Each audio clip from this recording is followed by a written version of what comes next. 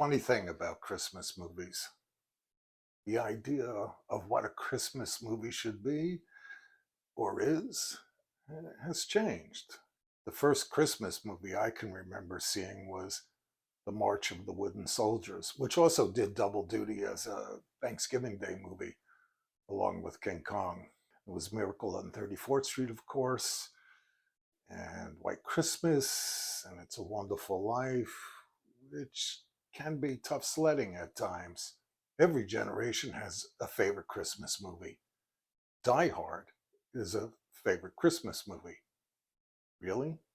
Don't get me wrong, I liked Die Hard when I first saw it, but a Christmas movie? I mean, that's a lot of gunplay for the Prince of Peace's birthday, don't you think? But thinking about it, I guess there are family Christmas movies and later in the evening, more mature Christmas movies.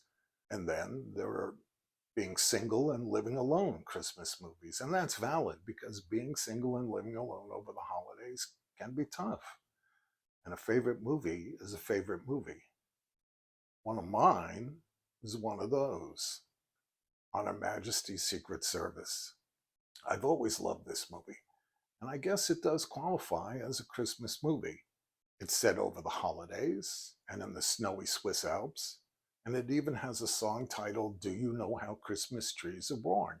When it was first released, it was looked on as sort of a curiosity, a one-off, but not, I'd wager, by those of us who saw it first run. Pauline Kael, perhaps the leading film critic of the day, said, I know that's not worth doing, but it sure has been done brilliantly. Director Steven Soderbergh has even written a piece about it. Much of the blame for its perceived failure at the time was George Lazenby. How uneven he was, awkward in the dialogue scenes, but fine in the punch-ups. But you know, he nailed that last scene. Less than a decade after seeing the film, I met George Lazenby in, of all places, the Hollywood Unemployment Bureau. That's right, I met James Bond in the Hollywood Unemployment Bureau. And there's no shame on either of us. It was 1977, and back then, a lot of actors hung out there. One time I was sitting next to Aunt Esther from Sanford and Son, and I said, what are you doing here? And she said, child, I'm just trying to get back some of what I put in. Fortunately, my time there was short-lived. I was standing online one day.